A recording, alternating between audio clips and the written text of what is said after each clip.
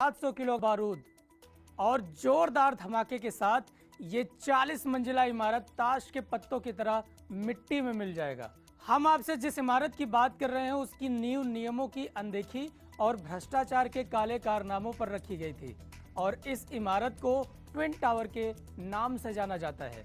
इस बहुमंजिला इमारत को गिराने के लिए देश की सर्वोच्च अदालत ने 28 अगस्त की तारीख मुकर्रर की है। आखिर वो क्या वजह थी जिसके चलते हवा से बातें करने वाली ये इमारत मिट्टी में मिला देने का आदेश जारी कर दिया गया? इसे कैसे गिराया जाएगा? आसपास रहने वाले लोगों का क्या होगा? इसे गिराने की प्रक्रिया में धूल का जो गुबार उठेगा उससे निपटने की क्या तैयारी की गई है? इन सभी सवालों का जवाब हम आपको इस इनसाइड स्टोरी में बताने वाले हैं। सबसे पहले आपको ये जानना चाहिए कि भ्रष्टाचार की बुनियाद पर इस 40 मंजिला इमारत की नींव कैसे रखी गई। नोएडा प्राधिकरण ने साल 2006 में सुपरटेक को 17.29 एकड़ जमीन सेक्टर 93A में आवंटित की।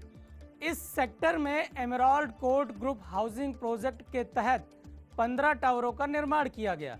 प्रत्येक टावर में 11 मंजिल बनाई गई। 2009 में नोएडा अथॉरिटी के पास सुपरटेक बिल्डर ने एक रिवाइज्ड प्लान जमा करवाया। इस प्लान में एपेक्स और सियान 2 टावरों के लिए FAR यानी फ्लोर एरिया रेशियो निर्धारित किया गया। इस पर बिल्डर ने 40 फ्लोर के हिसाब से कुल 857 फ्लैट बनाने का काम शुरू कर दिया, जिसके बाद इसमें करीब 600 फ्लैट की बुकिंग भी हो गई। लेकिन कुछ दिनों के बाद ही बायर्स ने इसका विरोध करना शुरू कर दिया और इसे गिराने के लिए RWA ने इलाहाबाद हाई कोर्ट में याचिका दायर की और अदालत में इसके निर्माण में यूपी अपार्टमेंट ऑनर्स एक्ट के उल्लंघन का भी दावा किया गया और ये तर्क दिया गया कि दोनों टावरों के बीच की दूरी 16 मीटर से कम है और इसके साथ ही टावर के जो सबसे करीब इमारत है उसकी दूरी महज 9 मीटर है और उस बिल्डिंग में भी सैकड़ों परिवार रहते हैं। अप्रैल साल 2014 में हाई कोर्ट ने दोनों टावर को गिराने का आदेश दिया। इसके साथ ये भी कहा कि खरीदारों को रिफंड दिया जाए और इन टावरों को शीघ्रातिशीघ्र सील किया जाए। हाई कोर्ट के फैसले को सुप्रीम कोर्ट में चैलेंज किया गया, लेकिन कहते हैं ना कि भ्रष्टाचार की बुनियाद बहुत कमजोर होती है और सुप्रीम कोर्ट ने हाई कोर्ट के फैसले को बरकरार रखते हुए इसे ढहाने का आदेश जारी कर दिया। अब हम आपको बताएंगे कि इस गगनचुंबी इमारत को कैसे गिराया जाएगा। जिस गगनचुंबी इमारत को गिराने की हम आपसे बात कर रहे हैं उसकी ऊंचाई दिल्ली के कुतुब मीनार से भी ज्यादा है और ध्वस्त होने के बाद ये बिल्डिंग भारत में गिराई जाने वाली सबसे ऊंची इमारत बन जाएगी। आपको ये भी बता दें कि इस इमारत में 40 फ्लोर हैं, जिसे गिराना कोई आसान काम नहीं है क्योंकि ये टावर एक रिहायशी इलाके के बीचों बीच खड़ा किया गया है और इसके आसपास करीब 7,000 लोग रहते हैं और जरा सी चूक लोगों की जान के लिए खतरे का सबब बन सकता है। अब जरा सोचिए कि इसे गिराने की चुनौती कितनी बड़ी होगी। इसलिए ये काम गगनचुंबी इमारतों को गिराने में माहिर कंपनियों को दिया गया है और इस भ्रष्टाचारी बिल्डिंग को गिराने के लिए एक खास तकनीकी का इस्तेमाल किया जाएगा जिसे कंट्रोल डिमोलिशन कहा जाता है। अब आप ये भी जान लीजिए कि आखिर ये कंट्रोल डिमोलिशन है क्या। दरअसल इस प्रक्रिया में टाइमिंग का बहुत बड़ा रोल होता है। सफलतापूर्वक इसे अंजाम देने के लिए भारी मात्रा में विस्फोटकों का इस्तेमाल किया जाता है। ट्विन टावर को भी गिराने के लिए करीब 3,700 किलोग्राम विस्फोटक का इस्तेमाल किया जाएगा।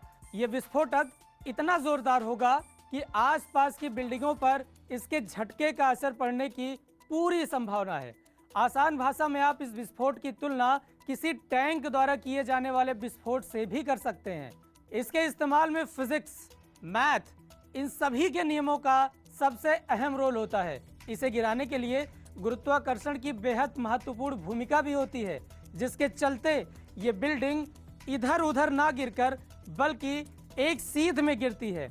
इस टेक्नोलॉजी में उन जगहों को चुना जाता है जिस पर पूरी बिल्डिंग का भार टिका होता है, जिसके बाद उसकी बीम में उसकी क्षमता के हिसाब से विस्फोटक लगाया जाता है। इस टेक्नोलॉजी में विस्फोटक लगाने के बाद सबसे पहले बिल्डिंग के निचले हिस्से में विस्फोट किया जाता है और ये विस्फोट नीचे से ऊपर की तरफ सेकेंडों में लगातार खुद ब खुद होना शुरू हो जाता है। जब विस्फोट की प्रक्रिया पूरी हो जाती है तो बिल्डिंग खुद एक साथ ऊपर से लेकर नीचे की तरफ एक सीध में गिर जाती है। आसपास की बिल्डिंग्स को कोई नुकसान नहीं होता। आपको हमने ये तो बता दिया कि ये गिराया कैसे जाएगा, लेकिन इसके बाद अब सवाल खड़ा होता है कि ट्विन टावर के आसपास जो लोग रह रहे हैं उनकी सुरक्षा के लिए क्या कदम उठाए गए हैं। इस इमारत में विस्फोट करने से पहले उसके आसपास रह रहे करीब 7,000 लोगों को 100 से 200 मीटर रेडियस के बाहर निकाला जाएगा। सुपरटेक एमराल्ड के 14 टावरों में 660 फ्लैट और एटीएस में 736 फ्लैट बने हैं। पार्किंग की गाड़ियों को भी दूसरी जगह पार्क किया जाएगा। इसे गिराने वाली कंपनी एडिफिस इंजीनियरिंग ने सरकार से आपातकालीन सुरक्षा के लिए भी मांग की है कि विस्फोट के दौरान यहां पर कम से कम फायर ब्रिगेड की 2 गाड़ियां, 5 एम्बुलेंस और डॉक्टर्स की 1 यूनिट तैनात की जाए। इसके अलावा विस्फोट के बाद जो डस्ट की साफ सफाई का जिम्मा होगा उसके लिए भी एक टीम तैयार की जाए। किसी भी आपात स्थिति से निपटने के लिए एनडीआरएफ की टीम को भी मौके पर तैनात रहने का निर्देश दिया गया है। ट्विन टावर के आसपास की इमारतों के डैमेज कंट्रोल के लिए 100 करोड़ का बीमा भी किया गया है। इसके पास से ही गेल की एक गैस पाइपलाइन भी गुजरती है। उस पाइपलाइन के लिए 2.5 करोड़ का बीमा किया गया है। और ये जितनी भी जानकारी हमने आपको बताई है उसकी रिपोर्ट सीबीआरआई को दी जा चुकी है। सुपरटेक के 3 टावर, एटीएस के 4 टावर्स को डस्ट प्रूफ कवर से ढकने का काम भी ध्वस्तीकरण के दिन ही किया जाएगा। इन दोनों टावरों को गिराने वाली कंपनी एडिफिस इंजीनियरिंग और जेट डिमोलिशंस के मुताबिक ट्विन टावर में 10 सेकंड में धमाके के बाद धूल का जो गुबार छटेगा उसको हटने में करीब 10 से 15 मिनट का वक्त लगेगा।